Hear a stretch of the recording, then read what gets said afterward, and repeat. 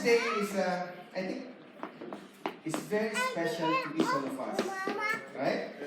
And for me, I just want to share to you that this is very special to me as well, because I was raised by my mother alone when I grew up. Okay, I'm not saying that my father abandoned us, but my father worked in Saudi Arabia, you know, for the entire of my youth age. Okay.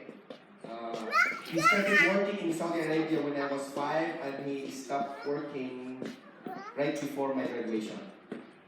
So I'm really raised by my mother, you know, from that age until I graduated in college. And I'm not a lone child. We are 4 children in the family. And imagine my mother raised up 4, you know, without my father beside her. It's really hard for her, you know, when there are troubles in the house, when there are problems. You know, my father is helpless to help us. Okay? And at the same time, you know, I'm the youngest one, and most of the time I am in the house. Okay? I'm sleeping beside my mother. So that's why they call me Mama's boy. Okay? Some of you are Mama's boy here as well. Welcome to my club. Okay? That's why my mother is very special to me. And at the same time, okay, we have mothers. Okay? Whether you like it or not, we all have mothers. And I don't know the story of your life. I don't know if your mother loves you that much, or I don't know if, you know, how much your mother loves you. But I know for sure it takes blood for them, for you to bring out. Okay? And I know that this is Mother's Day. Okay? Can you say the mothers right beside you to say Happy Mother's Day? Yes. They deserve to, you know, to be greeted Happy Mother's Day. Even though it's Mother's Day, but still it's our Father's Day. Amen? Because we know that we call God our Father. Okay? But at the same time, He is so gentle like a mother. Do you know that? He is so caring like a mother. And just like I said, when our mothers born us, it is between their life and death. Okay? I saw my wife giving birth to my children. And wow, it's so hard. I don't have any words of comfort for her. If I speak something for her, it's not enough for the pain that she was experiencing at those times. That's why I salute you mothers, because it takes blood and it takes your life to give birth. Amen? And when I remember those situations for the mothers, it's the same as our Father in heaven as well, right? He gave His only begotten Son, Jesus Christ, and it takes His blood as well to give us life. Amen? It takes His blood and His life for us to be born again. And that's why when I remember my mother, I remember every mother's, and of course, I remember God who brought His Son for us. That's why today I know Mother's Day is very special. And I just hope and I pray to continue, you know, to take care of your family, not to give up, even though you have children and sometimes they don't obey you. Okay? Don't give up on them. I mean, continue to pray for your children. I know there's always hope. If your children are grown up already, and for you, it's hard for them to, you know, to teach them all the principles that God has given to you. I believe there's always hope for our children. Amen? For me, I received Christ when I was 25 years old. Because I know for sure that someone is praying for me. I believe that my parents and my mother is praying for me as well. Amen, church? So that's why we will continue to be steadfast and be loving to your children. Amen, mothers? Yes? Amen, also fathers? Support the mothers of the family. Amen? So, but today, okay, I'm going to share with you our God as our shepherd. Okay? I know it's Mother's Day, but just like I said, our Father in heaven is like mother as well, who takes care and loves us. But right now, I'm going to share with you as our Father as a shepherd, and we as sheep. Okay? Look the person beside you. They look like sheep, right? not really, okay? But we are compared as sheep, according to the Bible, okay? Shepherds are the one who take care of the flock of sheep. Many times in the Bible we are compared to a sheep, because if we study carefully the characteristic of a sheep, spiritually we are the same. Okay? Spiritually we are the same. There are many characteristics of a sheep compared to human or as children of God. That's why the title of my sermon today is The Shepherd's Goodness. Because I want you to know how good our shepherd is, how good our God is. Can I invite everyone to stand up so that we could read Psalms 23 as the Word of God for today? In Psalms 23 verses 1 to 6. And I just want to read it with you. I know it's not shown it here, but I want to read it with you in Psalms 23, 1 to 6. The Lord is my shepherd, I shall not want. He makes me lie down in green pastures. He leads me beside still waters. He restores my soul. He leads me in path of righteousness for His name's sake. Even though I walk through the valley of the shadow of death, I feel no evil, for you are with me. Your rod and your staff, they comfort me. You prepare a table before me in the presence of my enemies. You anoint my head with oil, my cup overflows. Surely God, goodness and mercy shall follow me all the days of my life, and I shall dwell in the house of the Lord forever. Let us pray. Heavenly Father, we thank you so much for this day. Lord, I know you love us so much. I know that you are going to remind us today how good you are to us. Open every hearts in this place, that we could see you clearly, that we could see every good things, every love, Lord God, how loving you are in our life, so that we could respond to you properly. We know, Lord God, that you gave your Son for us to die on the cross, and right now, let us respond back to you. We know that, Lord, as a shepherd, you lay the hands and the life of Jesus Christ as a lamp to cover all the sin of the world. And I thank you so much because you are so good. In Jesus' name we pray. Amen. You may now be seated. Okay? So, right now, I know some of you are familiar with Psalms 23, and probably some of you memorize these 6 verses in Psalms 23. Who memorized Psalms 23? Yes, I know there's no written Psalms 23 there, but they still speak it, right? From their heart. Okay? So, because it's a very good verse for us, and at the same time, it really gives the heart of God to us, and how loving our God and how merciful God to us. Okay? And just like you understand the verses, we are the sheep that are mentioned in the Psalms, and God is our shepherd. Okay? So we are sheep. Remember, we are sheep in this verse. And later on, I will give you some characteristic of a sheep. Okay? Why we are compared to a sheep. So can you say, you are a sheep? And at the same time you say, bah. Okay? We are sheep. I give you 3 points so that we will understand why God compares us as sheep. First, okay, because He's a good shepherd, He guides. This is point number 1. Our shepherd guides.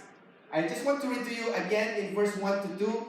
The Lord is my shepherd, I shall not want. He makes me lie down in green pasture. He leads me beside still waters. Do you know that a sheep has no sense of direction? Do you know that? They don't have this built-in GPS in their system. Okay? They can easily be lost in the new surrounding, and at the same time, they get lost as well in the familiar places. Spiritually, we are the same as well. It's so hard for us if we are in a new place. I mean, at the same time, when we are in a new situation, it's really hard for us to overcome it. And sometimes, when there are situations that is already happened to us, it's really hard for us to overcome out again. Because it's the same characteristic of a sheep. They get lost easily. You know why? Because they are short-sighted. You know, they're short-sighted. They only see what is very near to us. When it's so far, it's hard for them to recognize. That's why they group in flock. They group, they are belong together so that they can help one another. So it's in a way they are in fellowship with one another. So, but I know that the sheep, okay, I know that sheep are short-sighted, but the shepherd is far-sighted. He can see everywhere else. He knows he knows the place which are in dangers. At the same time, he knows where there are bad animals there or wild animals who can capture sheep. Okay, that's why God's eye is upon us all the time because He is a good shepherd. In Psalms 32 verse 8, it says, "I will instruct you and teach you in the way you should go. I will counsel you with my eye upon you." You see the verse coming from Psalms 32? I will instruct you and teach you in the way you should go. Because we are sheep that is short-sighted. We only plan today, our lifespan. We only plan until our retirement. But we don't plan for eternity. You get me? We must know that our life will not end here on earth. While we have this strength, when we have these physical bodies, but our life will end for eternity. We are designed to live for eternity with Jesus Christ. Amen, church? Do you agree with me? That's why for us, we are not only investing our strength, our mind, and our power for our retirement. We must invest more for our life for eternity. Our retirement, it only lasts for 13 years or 15 years. You retire 62 or 67, right? How long will you live? Until 80? Okay. Praise God if you live 100. But that is short compared to eternity. And sometimes we spend so much energy just to have this good retirement in life. But when we have this retirement, we cannot enjoy. Why? We have a lot of illnesses already. We have some gout and rheuma, We have some eye glands that we cannot see. So much. We couldn't enjoy so much. Amen, church? But when we invest our life for eternity, praise God, more rewards that we can get from heaven. Amen, church? Because we are short-sighted, but God, since He knows that we are short-sighted, He will instruct us and teach us the way we should go. It means He is the one, He is the driver in our life, right? He will instruct us the way we should go, not the way I want to go or you want to go, because He knows what is the right path. He knows what is best for us. Can you say the person beside you? He knows what is best for you. Right? Can we go back to the previous verse? Okay? Why God is leading us? He wants to lead us in the green pasture. Right? Many employees always say, I want a greener pasture. What does it mean? I want a higher salary. Because usually they want to say when I want to go a greener pasture. Shepherds can easily be deceived by someone else. And if they don't know where to go, they can only enjoy temporary things in their life, but they cannot enjoy the eternal things that God is offering to them. And when it said that greener pasture, it's something that for us to really enjoy not only our physical bodies, but our also spiritual bodies, our spiritual life, that we can enjoy fellowship with God. Green pasture is not only for us to eat the Word of God and for us to lie down as well, to take rest. Amen, church?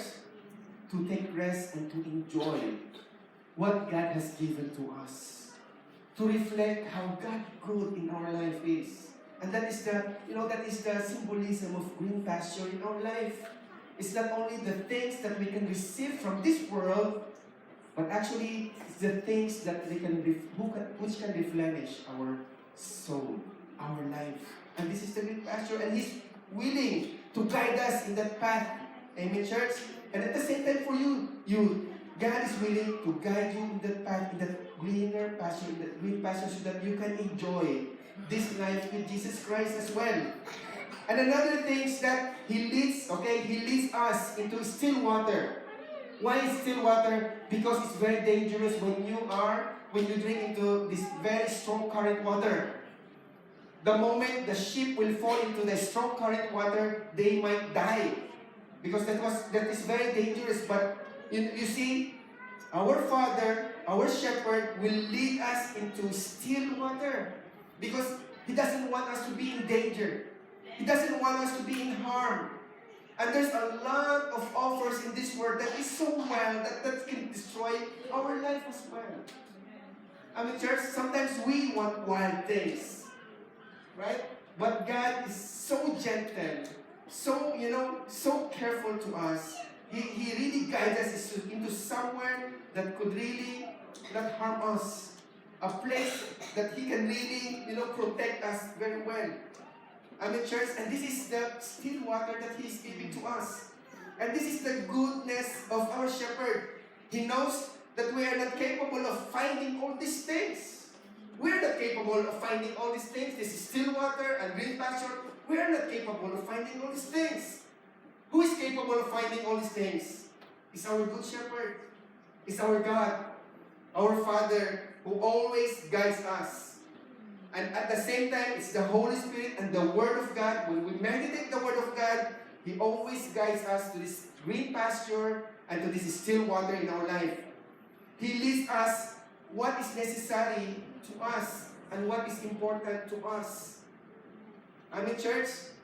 In Matthew 29, it says, "For I am gentle and humble in heart, and you will find rest for your soul."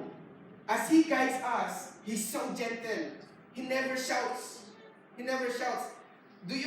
Some of you have GPS here in the car? Do you have GPS in your car? Probably if you don't have GPS, your wife or your husband is the GPS of your car. Okay? Have you traveled in a place that is unfamiliar to you? I want you to see the difference between your wife or the GPS in the car. When there's no GPS, okay, and your wife is guiding you while you are traveling, and when you miss the corner there, your wife will say, "Hey, you missed again! I told you to go to the left!" Right? Sometimes that's the wife, okay? I'm not saying all wife, okay? Just an illustration, okay? And again, when you miss the second exit, I told you to go to the second exit, not the third exit. Once again, okay, the time is running out. Okay, sometimes they nag, the driver instead of being comfort. But you see the difference of GPS. You know how gentle the GPS, how respectful the GPS. You gotta say, "Please turn right." Right? What else? And when you miss it, okay, reroute. In the next roundabout, go to the third exit and go back. Right? It's so gentle, right? The GPS will never nag you that you are wrong. The GPS will not say to you, "Hey, you are an idiot driver," or something like that, right? But the GPS, He guides us in respect. At the same time, the Holy Spirit do the same. He does the same. He's very gentle. He's very respectful to us, that when we make mistake, He guides us. He tells us what to do. The next step that we make mistake, He says, "Turn around, don't do it again. You will be in danger if you do it again. Turn to the next exit, not to the third exit." He's so gentle to us because He loves us so much. Amen, church? So be gentle, okay, GPS? Okay? So I'm not referring, it's Mother's Day. I know the wives are the mothers, so just an illustration only. Okay? So, for a sheep, at the same time, it is easier to find a shepherd than what they need. Do you know that? For us sheep, do you know that it's easier for us to find God than to find what we need? Because our shepherd is always available for us. our shepherd, when we call, He always there. When we cry out for help, He always there. Our God is just running towards us, helping us when we are in need. And this is us, because we are not capable of finding what we need. The only thing that God wants us to do is to find Him so that we can find what we need in our life. So that we can find what satisfies our life. And this is how good God is. Doesn't mean that we cannot see God, He cannot help us. No, He's always there helping us. And I know some of you memorize this verse as well. But seek ye first the kingdom of God and His righteousness, and all these things will be added unto you. You see, God is telling that seek God first, and every need that you are searching for, it will be given unto you. That's why I'm telling you right now how good God is, that it is easier to find God than for looking of our needs. Amen, sirs? Because I want you to know this. Because sometimes we're so tired of running to what we need. But our God is only beside us, offering us something that is good for us, offering the green pasture, offering this still water for us. He's just beside us, waiting for us to tell, Lord, I need you. Waiting for us to say, Lord, I'm knocking at your door. Help me. It is easier for us to search God. It's easier for us to find God than to find what we need. And I want you to practice this. Everything that you need in your life, even in your problems, find God, seek God, and He will reveal Himself to you. Amen, church? And sometimes we try God what to do to us instead God telling us to do. Do you imagine yourself that, Lord? Sometimes we ask prayers and then we say, Lord, do this and do this and do that and do this for us. And we forget listening to Him, what to do in our life. And as a sheep, we are not greater than a shepherd. Shepherd is always greater than the sheep. We must ask God, Lord, what should I do in my circumstances? Lord, what should I do for your kingdom? Lord, in this broken relationship, what must I do? In my problem financially, Lord, what shall I do? Help me. Give me wisdom. Give me revelation so that I can overcome every situation that I have. That's why we must ask God what to do. It's not us trying to manipulate God to do something for us. Because we cannot manipulate God. He is God. He is Almighty God. But He is a good God as well. That's why our shepherd is so good. Amen, church? And, in John 10, 4-5, it says, when He has brought out all His own, He goes before them, and the sheep follow Him, for they know His voice. The stranger will not follow them, but they will flee from Him, for they do not know the voice of the stranger. For us, we must know, the voice of God. And this is the positive characteristic of a sheep. Do you know that when the voice of a shepherd calls out the sheep, they recognize it? Do you know that? Amen? I observed that myself, with Sister Paola in Norway. She has many sheep, and actually she called his sheep every name. I think I remember that one sister called the sheep and they did not respond. They did not respond at all. But when Sister Paula, shout and they say, come, and I don't know how she called it, but the sheep responded quickly, because this is the positive characteristic of a sheep. They can recognize the voice of the shepherd. Amen, church? And it's the same for us. It's very easy for us to recognize the voice of God through our conscience.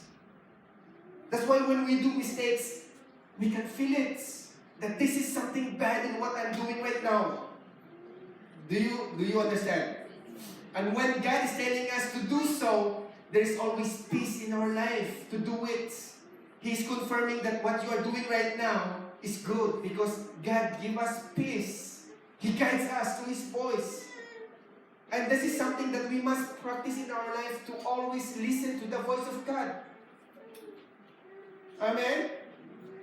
You know, I every time, you know, I call, sometimes I give a prank to my family, and you know, when I change my voice, they cannot actually recognize my voice. But you know, for those who are so close to me, for example, Ivy and Marco, when I change my voice, they still recognize my voice. I don't know why. Because probably of our relationship. Because our relation is so long that even though I change my voice, they can still recognize it. And it's the same time for us. If our relationship with God, with Jesus Christ, is so strong and so long, we can actually easy to recognize the voice of God. Amen, church? Yes, you can recognize the voice of God because this is one of the traits of the sheep. So point number 2, He protects and restores. So this is another goodness of our shepherd. He protects and restores. Do you know that sheep are one of the defenseless animals in the animal kingdom? Do you know that? They don't have horns to attack the enemy. They don't have. Okay? They don't have a venomous bite like snake to protect them. Okay? They cannot even run fast. Okay? To avoid someone attacking them. Okay? They cannot run fast. And at the same time, they don't have this strength to fight back. If someone pushes them, they just allow them to be pushed. Okay? So look how good our shepherd is. In Psalms 23 verses 3 to 5, He restores my soul. He leads me in path of righteousness for His name's sake. Even though I walk through the valley of the shadow of death, I will fear no evil. For you are with me, your rod and your staff, they comfort me. You prepare a table before me in the presence of my enemies. You anointed my head with oil, my cup overflows. This verse explains to us how God defends us in every enemy. So I will explain it to you. Okay? The verse said, in the valley of the shadow of death. The shepherd is there. I want to explain to you why the valley of the shadow of death. There are always seasons. Okay? In a year. In Norway, we have 4 seasons. Okay? We are now in the winter season. Later on, we have the spring. And for sheep, most of the time, they have a good season during spring and summer. Okay? But during winter, it's so hard for them. And as the season change, the shepherd will guide the sheep passing from one place to another. And from passing that place, they have to walk through the valley of the shadow of death, just for the sheep to transfer to a better place, for a greener pasture, for a place where they can eat once again, because the season changed. Okay? So, for us, it's the same as well. Our season nowadays is not permanent until we die. It changes every time, okay? Some of you have work, later on have no work anymore, okay? Some of you have a lot of good relationship, and later on there's some troubles as well. Even in studies, for you sometimes you have a grade of 6 or 5, later on you have a grade of 2 or 3 or failure, okay? But what I meant is not always a good season. Sometimes we travel from from season to another season. And this is how good God is, that He is actually accompanying us from traveling from season to season. And this goes through the valley of the shadow of death. And this is so hard. But during this time, He will comfort us. He will really guide us so that we can pass from place to place. Okay? Because it's so dangerous. Sometimes they're gonna travel through cliff. Sometimes they're gonna travel through tunnel. And so, for sheep, it's very fearful for them to pass through that kind of situation, to pass through that kind of place. It's the same for us. Many times, right? We are traveling right now. Maybe some of you are traveling in that kind of situation right now. But I want you to continue to trust the Lord while you are traveling in the valley of the shadow of death. Because I know God will comfort you. And I know that God is good to continue to help you to travel from that place to the place that God is giving you. Amen, church? Another thing is this. The rod and staff will keep us into the flock of the fellowship together. Do you know that? See? For your rod, your staff, they comfort me. I mentioned to you that sheep are short-sighted. And for them, they are easily, can be astray. Can be lost. They can easily be lost. So, you know the staff? You know they stick with this rod like this? That's the staff, okay? And when there's a flock, and there's one sheep going astray, do you know how the shepherd pull this sheep back to the flock? He used this staff, and then he pulled the neck of the sheep just to go to the fellowship, go to the flock. Okay? But if the sheep resists, it's more painful. You understand me? For us, God has called us to fellowship together and to have fellowship with God. Okay? And sometimes some of us get lost because we are short-sighted. Because sometimes we are so focused to the world that we get lost. Why my friends are doing this? It's unfair. I'm doing this to the church now. Sometimes you think that doing something in the church is a boring thing than doing outside from the church. No. Okay? Sometimes people are like that because they are so focused to the world is offering to them. But God is using His stuff, actually, to bring us into comfort, to bring us into fellowship once again. And sometimes we as sheep are so hard-headed, we want to resist God in pulling to His flock. And sometimes it hurts us so much. It's not because God is bad, it's because we are resisting God in pulling us into His fellowship. Sometimes it's painful, not because God is bad or your brothers or sisters is bad, because God is using your brothers and sisters as some staff for us to go back into His fellowship. It's not their fault or God's fault, it's because of us. Because we don't want to be in fellowship, because we don't want to be in fellowship with God, we don't want this responsibility, we don't want this commitment, we want our own life. We want to be away from fellowship. And this makes us so painful in our life because we resist what God is telling us to do. And I hope you understand this. That's why He's a good shepherd. It's not to hurt us, but sometimes it is us hurting ourselves. That's why this stuff that God is giving us is actually He is comforting us so that in His fellowship, blessing will come to us. I know we have different personalities, right? Look the person beside you. Probably the person hates you, right? Probably the person doesn't like you, okay? Yes. Maybe you say that I don't want to be in the flock of God because if I go to the flock of God, I will see Sister Paula again. And I don't want to do that. I'm avoiding that person. I will see Gwen again. She hurt me before. And you know why? God is putting us into fellowship so that we can be all changed.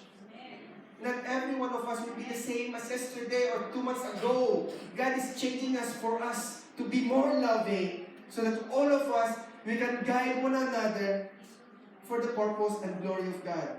Amen, church? So, is God pulling you now? Right now? Are you resisting? Is it your neck is painful now? Maybe don't resist. Just let go of the goodness of God in you. Amen, church? Amen. So at the same time, He restores us. Not only He defends us because we are defenseless being, but He restores us as well. In every mistakes and sins that we made, He restores us. if we just accept His goodness and respond to His love and His calling to us. In Romans 8:28 it says, "For we know that for those who love God, all things work together for good for those who are called according to His purpose." It says here, "For we know that those who love God, all things work together." Anything that has happened in your life, it works perfectly. Especially when you love God and if you are called according to His purpose. Not because your mistake is the will of God, okay? Not because of that. Because our mistake, sin, our mistake is a mistake. It's not the will of God, but God can use that mistake, okay? For us to grow in our relationship with God. Okay? Not all mistakes is useless. We can always use as a bad example for us to grow, so that we will no longer do it again. You see, even our mistakes, God can restore us. Sometimes you say, "Lord, I'm hopeless. I have done many mistakes in my life. I'm hopeless." No. For God, there is always hope.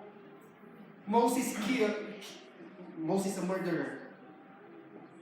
Who else? David is adulterer. Peter, what? He denounces Jesus Christ 3 times. Okay, he denied Jesus Christ 3 times. For us, if we make mistakes, God can always forgive us. God can always restore us. Amen, church? So God, as a shepherd, He protects. And last point that I want to share to you is that He feeds us good things. He feeds us good blessings. Can you say to the person beside you, He feeds us good blessings? Who wants blessing here? Do you know that sheep don't know what they eat? They don't know what they eat. Whatever is offered to them, they just eat it. That's one of the characteristics of a sheep as well. No, they don't have this discernment if what they eat is good or bad to themselves. Just like a baby, okay? Just like a baby. If you give a shiny thing to a baby, they just put it in their mouth. Okay? Because at those age, they don't have discernment. Okay? To know what is bad or good to their health. At the same time, it's the sheep as well. They don't have any discernment to know what is right and what is wrong.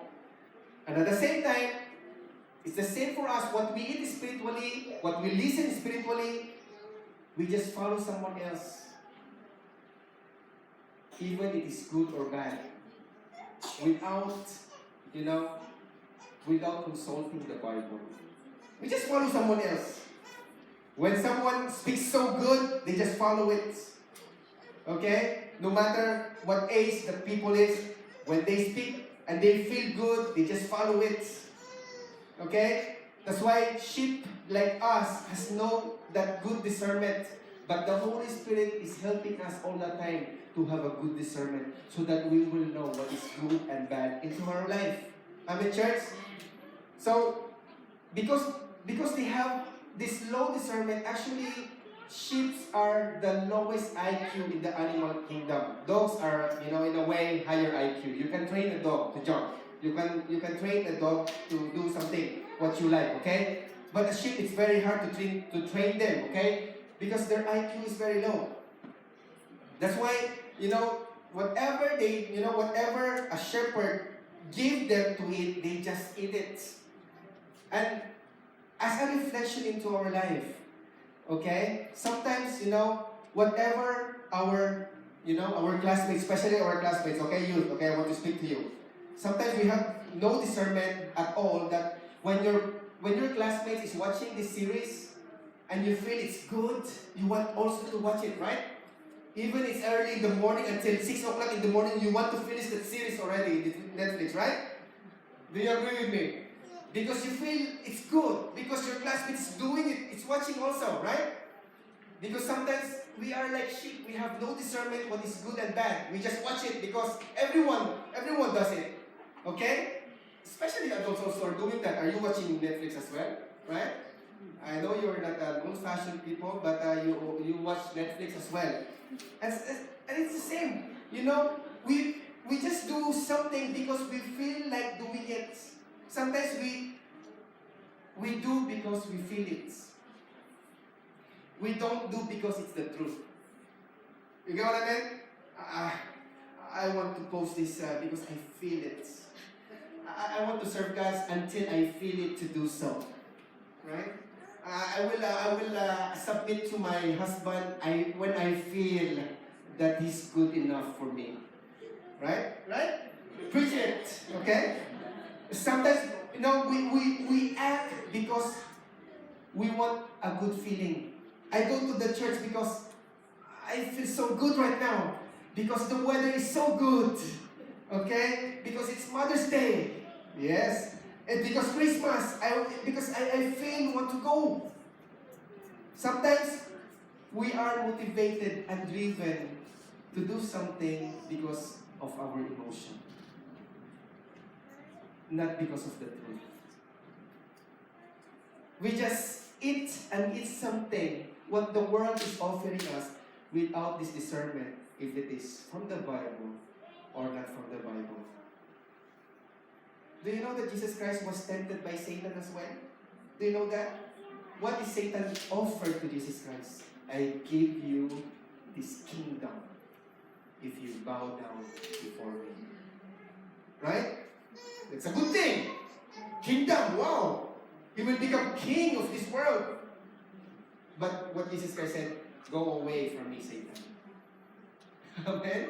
Because Jesus Christ knows his purpose. That his purpose is to die for us on the cross so that mankind will be saved. And sometimes the world is offering so much to us that we always eat and eat and eat, even though it's make ikigut. Amen, church? No translation for Brazilian for that, okay? They forestall. You get what I meant? We must have the Holy Spirit always helping us to discern what is good for us, church. Because there's a lot of deception around the world. Many things the world can offer us, including excessive jobs, including excessive properties, excessive money, excessive weight, or excessive, I don't know what that. But many people, right, are tempted with so many things that the world is offering to them, and it's so very dangerous upon them. And I want you to be careful. I want you to read the Bible so that you can discern what is good and bad for us. But you know what? But the goodness of God is so good that He also offers His mercy and His goodness. In Psalm 23, He says, surely, goodness and mercy shall follow me all the days of my life, and I shall dwell in the house of the Lord forever. Even though we don't have this discernment to eat what is right, but God said, surely. What is surely means? It's very sure. Okay? It's very sure. That goodness and mercy will follow you. You don't need to find goodness and mercy. Amen? It will automatically follow you. Do you want to be followed by goodness and mercy of God? Amen. Be with the shepherd. And what did He say? And I shall dwell in the house of the Lord forever. Do you want the goodness and mercy follow you? Dwell in the house of the Lord forever. And I believe this is the house of the Lord. You know why? Because the children of God is here. Look the children of God beside you. You see? Right? Sometimes we try our hard, our best to follow the goodness of God and His mercy. Because He doesn't want us to get tired of following those. It's automatically come to you. Amen, church? That's how good God is. That is how good our loving God is. Amen, church? In the arms of a good shepherd, goodness and mercy will come to follow you. That's why you don't need to do extra effort, to do, carry yourself just to follow it. Can I just ask the music team, and I just want to share to you the shepherd's heart in Proverbs 3:5-7. This is what the Bible said in Proverbs 3. Some of you knew this verse also. This is one of my favorite verses. It says, "Trust in the Lord with all your heart, and do not lean on your own understanding. In all your ways acknowledge Him, and He will make your straight path. You be not wise in your own eyes. Fear the Lord, and turn away from evil." Many times, okay, I'll just give you some testimony before they start the music. I want to share to you, I have fears as well in my life, okay? It just came into my mind and my heart, okay, sometimes that what will happen, okay? What will happen to my children when they grow old? This is one of my fears, okay? What will happen to my children if they grow old? Are they still continue to serve God? Okay? Or just do whatever they want? Okay? I have 3 children, okay? One is 15, 9, and 1-year-old. And this is one of my fears as well. That are they going to marry a believer or later on have a broken relationship? It's just coming to my heart, okay? Sometimes I'm so afraid for them to get hurt as well by other people. And I believe it's not only a father's heart, but it's a mother's heart, right? You always think about your children when they grow old, right? You know why you have that kind of heart? Because this is the heart of God as well to us. He has this heart for us. It's not, He made us fathers. He made us mothers so that we can understand what He feels. Because we always say, He's our Father. Father in heaven, Father in heaven. We always say, Father in heaven. The fear that I have, I believe God is thinking as well. But I know God is almighty. He has this power to change everything, right? And even in the church, many thoughts visited in my heart and mind as well. And these are the thoughts that visited me. What will happen when I move place? When I move places, okay? Not in Haugesund anymore, okay? What if God put me, assign me to other countries or to go back to Asia again? What will happen to this church? What will happen to this community of believers? I mean, in this Hope Church. And at the same time, what will happen, okay? I have this heart attack 2 years ago. What will happen, Lord, if in a way I have this heart attack and I will die? Are they going to continue? Are they going to have this continued discipleship with one another? Just come into my heart and in my mind. What will happen, okay? Another thing is that, what will happen to new believers if no one volunteers to teach them, to care for them? If there's no life group leaders, okay, imagine your life group leaders, what will happen if your life group leaders will give up? Because they were so discouraged, because they heard a lot of attacks. What will happen? This is only words that visited my heart.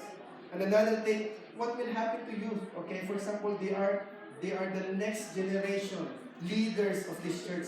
What will happen to the youth if no one volunteered to care for them? If no one volunteered to teach them, to guide them, to love them, to care for them? What will happen? And when I imagine all these things, it saddens me, actually. But when I revisited this Psalm 23, wow, Lord, it's not in my control, it's not in my Godhead, it's not my hand. Even your coming into this church, it's not my hand. I said to God, Lord, I just give it to you, Lord. This is your church, this is not my church. If they don't want to come to church to worship and praise you, Lord, speak to them. Speak to them.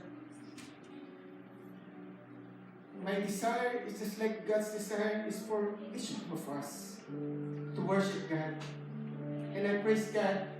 All these thoughts that I have in my heart for my family, for the church, I give it to the Lord. Because I know, and surely, goodness and mercy will follow me. I just want to dwell in the house of the Lord. Can we bow down our heads? And as we pray, and as we sing this song, continue to be in the presence of God.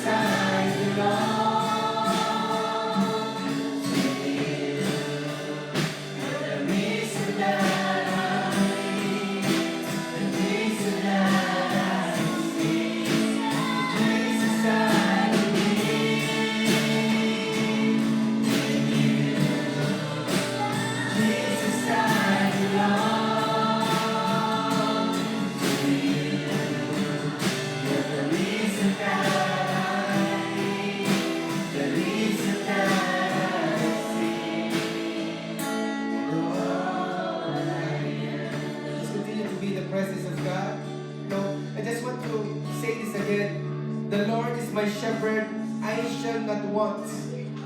When it says, I shall not want, Jesus Christ is everything to me. My question is, church, what drives you to say this and to live with it? What drives you to say this? To say, the Lord is my shepherd, I shall not want. What drives you to say this in your life? What drives you to desire God? What drives you to trust and depend on God in your life? What drives you to obey Him in everything that He says to us? What drives you to change for His glory? And what drives you to need God?